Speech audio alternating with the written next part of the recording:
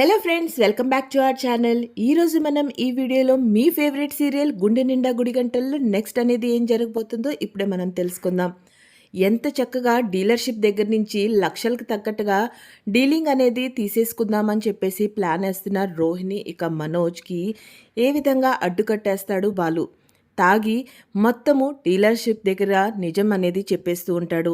వాళ్ళనుకున్న plan మొత్తము తను నేలపాలు చేస్తాడా, లేదంటే డీలరు మనోజ్ ఇక రోహిణి చేసిన ద్రోహానికి కోపగించుకుంటాడా, లేదంటే బాలు నిజస్వరూపం తెలుసుకొని తన అమాయకత్వం తెలుసుకొని వాళ్ళకి డీలింగ్ అనేది ఇస్తాడా అనేది ఇప్పుడు మనం ఈ వీడియోలో పూర్తిగా చూసి తెలుసుకుందాం.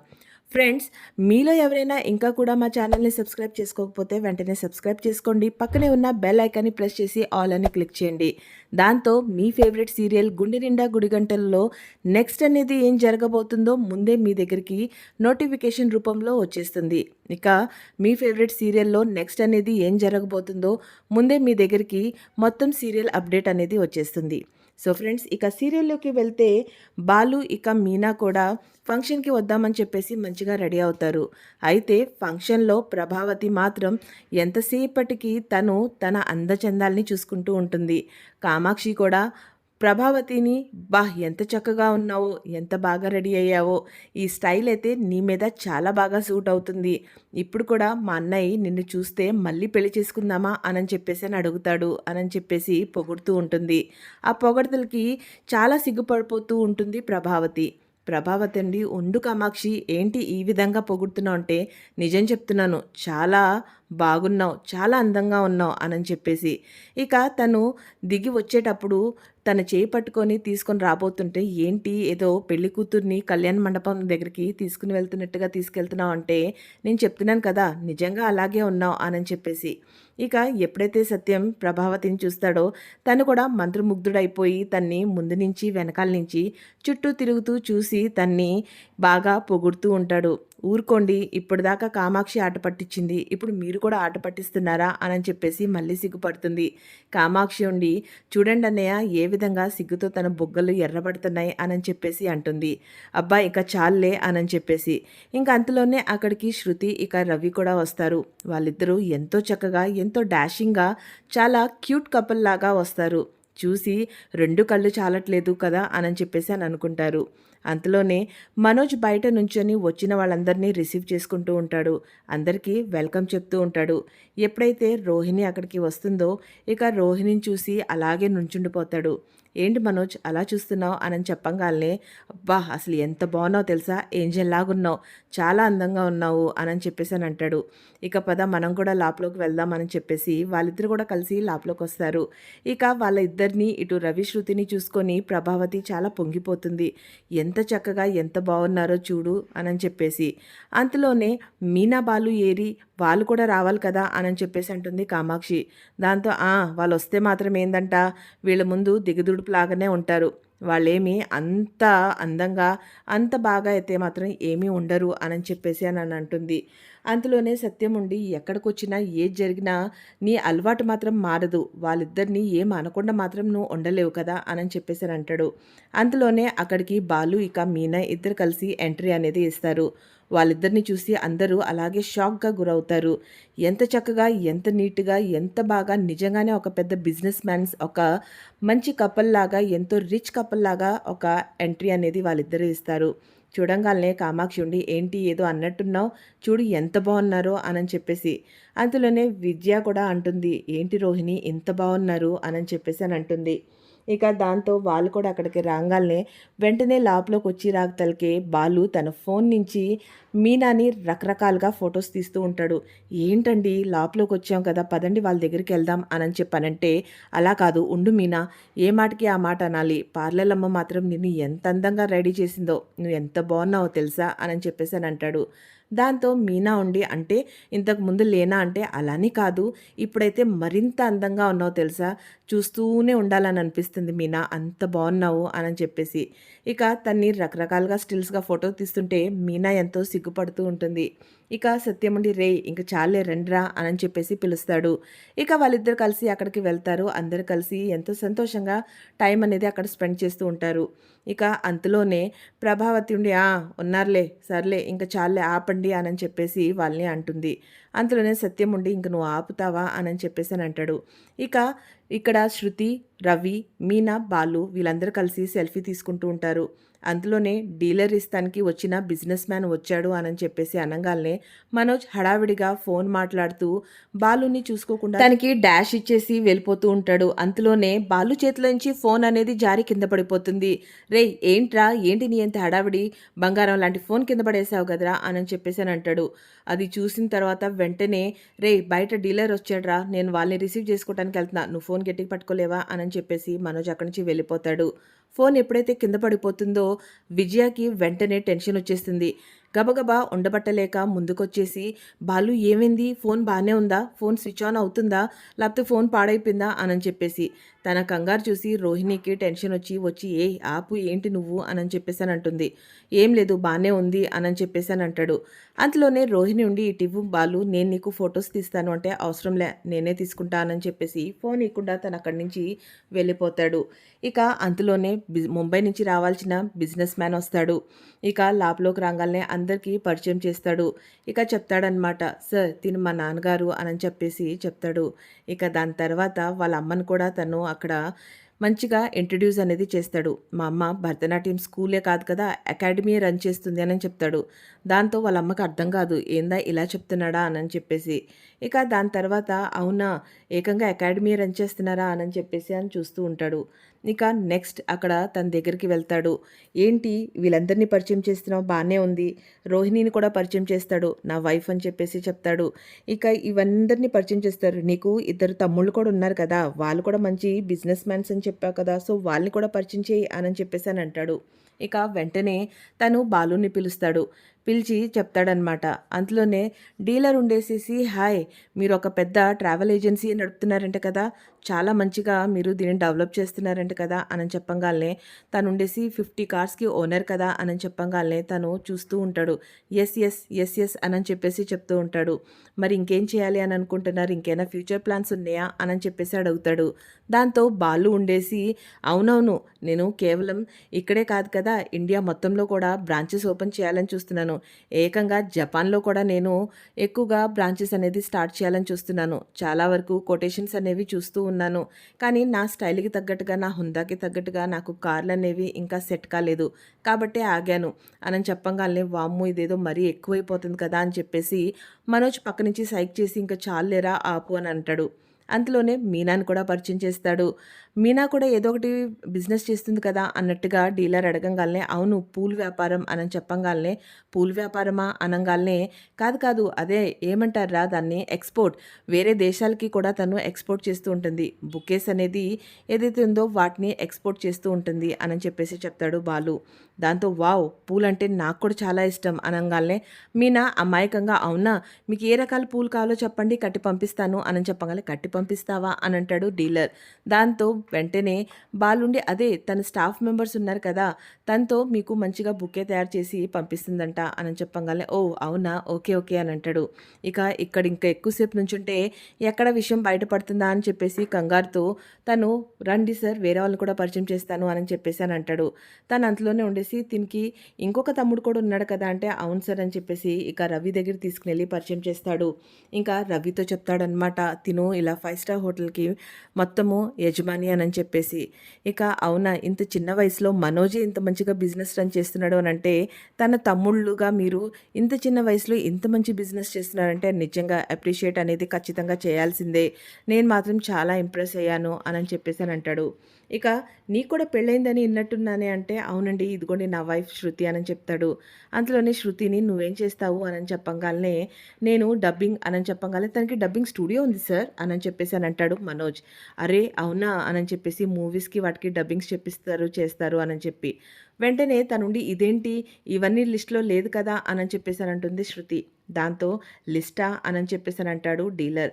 వెంటనే అక్కడికి రోహిణి వచ్చి, అదే సార్ ఇంకా ఇప్పుడు ప్రోగ్రామ్‌లో చాలా రకాల వస్తువులు ఉన్నాయి. ఇంకా చాలా రకాల ఇక్కడ మనం చేయాల్సిన పనులున్నాయి. సో, ఆ లిస్ట్ గురించి మాట్లాడుతుంది. రా మనోజ్ ఇంకా మనకి పార్టీకి లేట్ అయిపోతుంది కదా! అనని చెప్పేసనంటుంది. వెంటనే వాళ్ళందరూ కలిసి ఒక దగ్గరికి గ్యాదర్ అవుతారు. ఇక రోహిణి, మనోజ్ ఇద్దరు కలిసి వాళ్ళ మ్యారేజ్ యానివర్సరీని సెలబ్రేట్ చేసుకుంటూ కేక్ కట్ చేసుకొని ఒకళ్ళు ఒకళ్ళకి తినిపించుకుంటారు. ఇక డీలర్ ఉండేసి నిజంగా చాలా గ్రాండ్‌గా చాలా బాగా చేస్తున్నారు. నాకైతే చాలా బావుంది అనని చెప్పి మీ నాన్నగారికి మైక్ ఇవ్వు. మన గురించి ఒక 4 మాటలు చెప్తారు అని చెప్పంగనంగాల్నే వెంటనే సత్యం మైక్ తీసుకొని అక్కడ ఒక కుటుంబం ఏ విధంగా ఉండాలి దాని గురించి 4 మంచి మాటలు చెప్తాడు. పడవ మీద ప్రయాణం చేసే మనుషులు కానీ ఎంత చక్కగా అయితే కలిసికట్టుగా ఉంటారో, ఒక ఒడ్డు నుంచి ఇంకొక ఒడ్డుకి వెళ్ళాలి అనంటే వాళ్ళు కలిసి ఒకళ్ళతో ఒకళ్ళు మంచిగా మాట్లాడుకొని ఒక డిసిషన్ తీసుకొని ఏ విధంగా అయితే పడవని నడుపుతారో అప్పుడు ఒడ్డుకు చేరుతారు. ఏ ఒక్కళ్ళు కూడా శృతి తప్పితే ఎలా అయితే పడవ మునిగిపోతుందో అదేవిధంగా కుటుంబంలో ఎన్నో అవధూకాలు వస్తూ ఉంటాయి.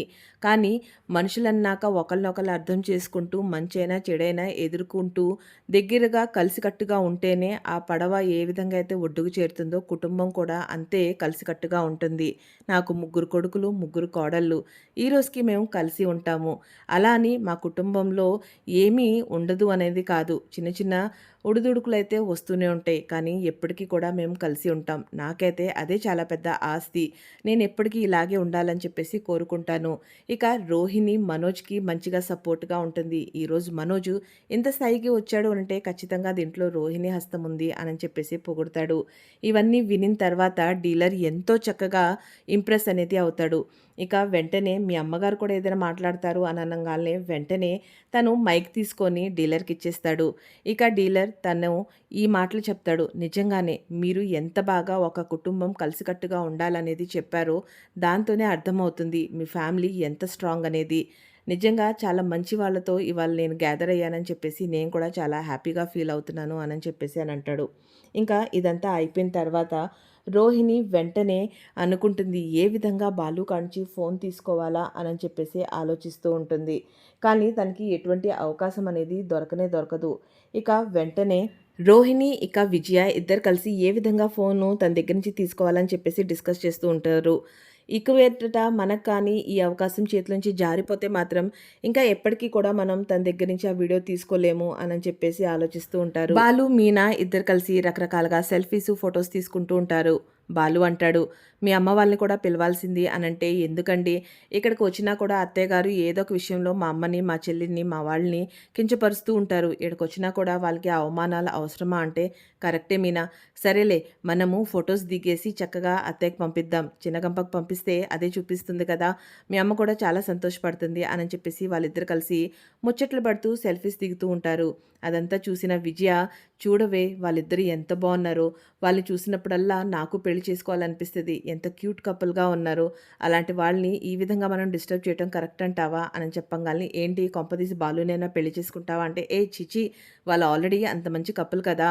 అందుకోసం చెప్తున్నాను. వాళ్ళు బాగుంటారు అని చెప్పేసి చెప్తున్నాను. నువ్వేంటి అలా మాట్లాడతావు అని చెప్పంగాల్నే ఇవన్నీ తీసి పక్కన పెట్టు. నువ్వు నా ఫ్రెండ్‌వి వాళ్ళ ఫ్రెండ్ కాదు. నీ ఫ్రెండ్ బాగుండాలని చెప్పేసి కోరుకో అని చెప్పంగాల్నే సరే ఇప్పుడు నన్నేం చేయమంటావు? ఫోన్ దొరకాలి కదా ముందు అని చెప్పేసి అని అంటుంది. ఇక దాని తర్వాత సరే నేను చెప్పినట్టు చెయ్యి.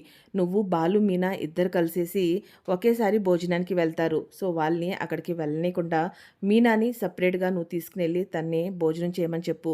ఇక్కడ అందరూ కలిసి ఈ ఏదో ఒక పార్టీ అనేది చేసుకుంటున్నారు కదా! సో ఆ పార్టీలో ఎట్టాకొట్టైనా సరే నేను బాలు కాంచి ఫోన్ అనేది తీసుకుంటా అని చెప్పేసి ప్లాన్ ఏస్తుంది. ఇక మీనాని ఆపేస్తుంది విజయ. ఇక మనోజ్ ఉండేసి రేయ్ సరికేదిరా ఇక సరుకు మొదలుపెడితే సార్‌కి మనం పార్టీ ఇద్దాము అని చెప్తాడు. రే 2 నిమిషాలు ఆగురా మా నాన్నున్నాడు అస్సలు ఒప్పుకోడు అని చెప్పేసి వాళ్ళ అమ్మని, వాళ్ళ నాన్నని ఇద్దరిని మనోజ్ నాన్న మీరు వెళ్ళి భోంచేయండి అని చెప్తారు. వాళ్ళు ఎప్పుడైతే భోజనానికెళ్తాడో వెంటనే సరుకు తీసుకునెళ్ళి తన ఫ్రెండ్‌కి ఇస్తాడు. తను తీసుకొని బయటికి వెళ్తుంటే బాలు ఎదురొస్తాడు. "ఏంటి తమ్ముడు అంత గట్టిగా పట్టుకున్నావు" అని చెప్పంగాల్నే, "ఇది ఫారెన్ సరుకు" అని చెప్పంగాల్నే, "అవునా? అయ్యో!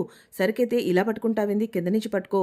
కింద నుంచి గాని బాక్స్ ఓపెన్ అయిందా మొత్తం నేల పాలైపోతుంది" అంటే, "అవునా? సరే రా నువ్వు గూడా ఒక పట్టు పడదు" అంటే, "పట్టా వద్దులే" అని అంటాడు.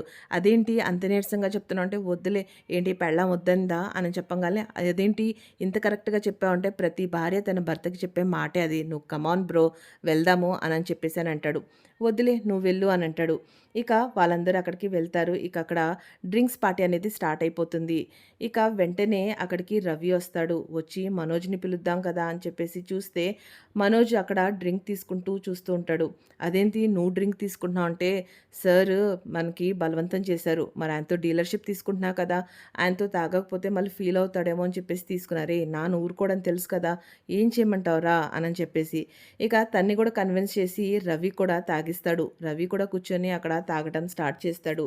వీళ్ళిద్దరిని ఎత్తుక్కుంటూ వస్తాడు బాలు. ఇక మీనా అయితే స్ట్రిక్ట్‌గా చెప్తుంది. "ఏది ఏమైనా సరే మీరు మాత్రం తాగటానికి వీల్లేదు. తాగితే మాత్రం నేను అస్సలు ఊరుకోను. మామయ్య గారికి మీరు చెప్పారు ఈరోజు తర్వాత తాగనని చెప్పేసి. కాబట్టి తాగొద్దు" అని చెప్పి పంపిస్తుంది. ఇంకా వీళ్ళిద్దరిని చూస్తూ వెతుకుతూ ఉంటాడు. వెంటనే బాలు అక్కడికి రాంగాల్నే చూస్తే వీళ్ళందరూ తాగుతూ ఉంటారు. "రేయ్ ద్రోహుల్లారా! నన్ను వద్దని చెప్పేసేసి మీరందరూ ఏందిరా ఇట్ట తాగుతున్నారు? నాన్నకు తాగటం ఇష్టం లేదని తెలుసు కదా! మళ్ళీ ఎందుకు మీరు తాగుతున్నారంటే, సార్ బలవంతం చేశారు. ఫారెన్ సార్ బావుంది. నువ్వు కూడా తీసుకుంటే వద్దులే నాకేం అవసరం లేదు" అని చెప్పేసని అంటాడు. వెంటనే డీలర్ ఉండేసి, "ఏయ్ ట్రావెల్స్ ఓనర్ కమ్ కమ్ మనం కూడా తాగుదామనంటే" "వద్దులే సార్" అని చెప్తాడు. "ఏమి" అనంటే, "కార్ డ్రైవ్ చేయాలంటే" "అదేంటి డ్రైవర్ ఉంటాడు కదా!" అంటే, "డ్రైవర్‌కి ఏదో పనొచ్చి ఇప్పుడే వెళ్ళిపోయాడు. సో, కార్ నేనే డ్రైవ్ చేయాలి. వదిలేండి సార్ మీరు క్యారీ ఆన్" అని చెప్పేసి ఇంకా అక్కడి నుంచి పక్కకొచ్చేసి కూర్చుంటాడు బాలు. వీళ్ళందరూ తాగుతూ ఉంటే లోపల లోపల ఎంతో ఫీల్ అయిపోతాడు. "అబ్బా! ఫారెన్ సరుకు తాగలేకపోతున్నానే మీనా ఎంత పని చేశావు" అని చెప్పేసి అనుకుంటూ ఉంటాడు. మరోవైపు ఏ విధంగా మనము ఫోన్ అనేది తీసుకుందాం, ఏ విధంగా మీనాని ఆపుదాం అని చెప్పేసి రోహిణి, ఇక విద్య ఇద్దరు కలిసేసి రకరకాల ఆలోచనలు పడుతూ ఉంటారు. అంతలోనే "ఎక్కడికెళ్తున్నావు ఏంటి" అనంటే, "ఏం లేదులే ఇంక మేము వెళ్తున్నాము, ఇంటికెళ్తాము" అని చెప్పంగాల్నే, వీళ్ళు ఇంటికెళ్ళిపోతే ఇంకా ఫోన్ ఎలా అని చెప్పేసి వెంటనే వాళ్ళని ఆపటానికి ట్రై చేసి, "అరే నువ్వు ఇంకా అన్నం తినలేదు కదా మీనా! అన్నం తినేసి వెళ్దువు కూర్చో" అని చెప్పేసి విద్య ఆపేస్తుంది. ఇక అక్కడికి వెళ్ళిన తర్వాత ఎంతో కంట్రోల్ చేసుకుంటూ ఉంటాడు బాలు. అక్కడ ఒక తాగుబోతొచ్చి పద్దాక, "ఏంటి తమ్ముడు నువ్వు తాగవా? అలవాటు లేదా? అయితే నువ్వు చాలా మంచి పర్సన్. నేను చెప్పాలనుకుందంతా నీకు చెప్తాను. వీళ్ళందరూ నాతో పాటు సమానంగా తాగుతున్నారు. నా మాట ఎవడూ వింటలేదు. నేను చెప్దామనుకుంటే వాళ్ళ మాటలు వాళ్ళే నాకు చెప్తున్నారు. నువ్వు తాగలేదు కాబట్టి నా మాటని నువ్వు పూర్తిగా గమనిస్తావు" అని చెప్పేసనంటాడు. ప్రతి 2 నిమిషాలకొచ్చి బాలుని రెచ్చగొడుతూ ఉంటాడు. వీడి సంగతి ఇట్ట కాదు అని చెప్పేసి బాలుకి కూడా కోపం వస్తూ ఉంటుంది. అంతలోనే రోహిణి వచ్చి చూస్తుంటే బాలు అసలు తాగకుండా సైలెంట్‌గా పక్కన కూర్చుంటే వెంటనే విద్యతో అంటుంది, "ఏంటే తిను తాగితే తిన దగ్గర నుంచి ఏదో ఒక విధంగా ఫోన్ తీసుకుందాం కదా అనుకుంటే బాలు అసలు తాగకుండా కూర్చున్నాడు.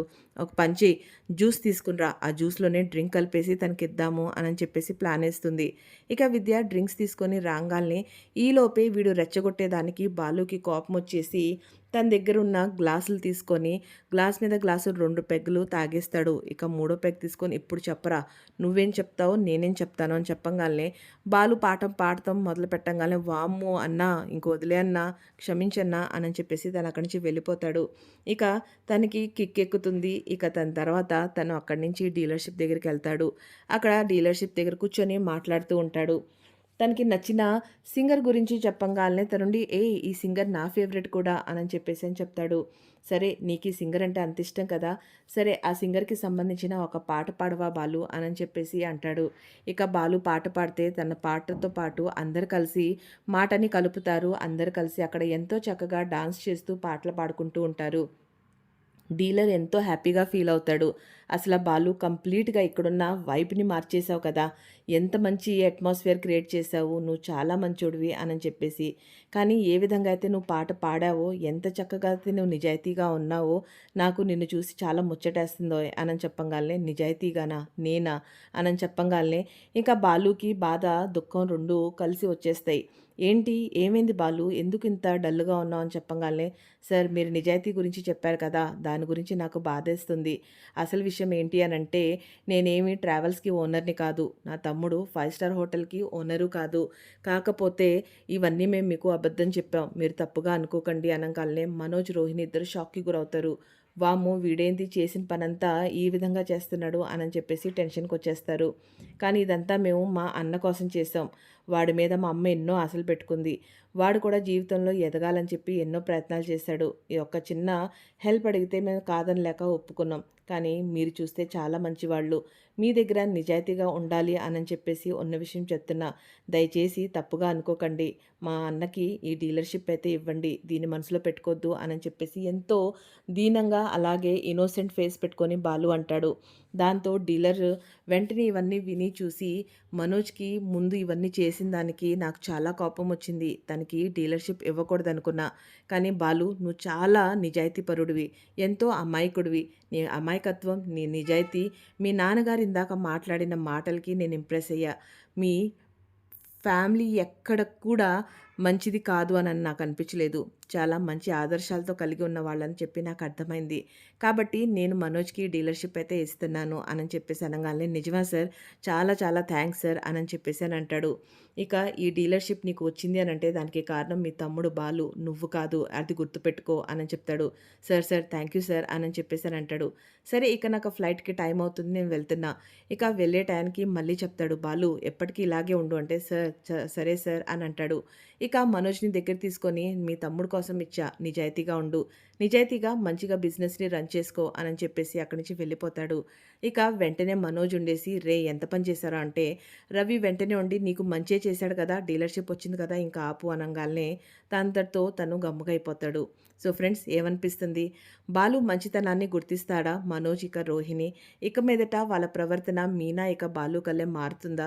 లేదంటే ఎప్పటిలాగా సెల్ఫిష్ లాగా వాళ్ళ పని చూసుకొని వాళ్ళు వెళ్ళిపోతారా? ఈ డీలర్‌షిప్ చెప్పిన మాటలు మత్తులో చెప్పాడా? లేదంటే రేపు మత్తు దిగిన తర్వాత డీలర్‌షిప్ అనేది ఇస్తాడా ఈడ అనేది మళ్ళీ తిరకాసులో పెడతాడా? ఈ విషయాలన్నీ తెలుసుకోవడానికి కోసం మా ఛానల్‌ని సబ్స్క్రైబ్ చేసుకొని, లైక్ చేసుకొని, బెల్ ఐకాన్‌ని ప్రెస్ చేసి ఆల్ అని క్లిక్ చేయండి. దాంతో మేము పెట్టే రేపు నెక్స్ట్ రాబోయే ఎపిసోడ్ ముందే మీ దగ్గరికి నోటిఫికేషన్ రూపంలో వచ్చేస్తుంది. Thank you so much friends.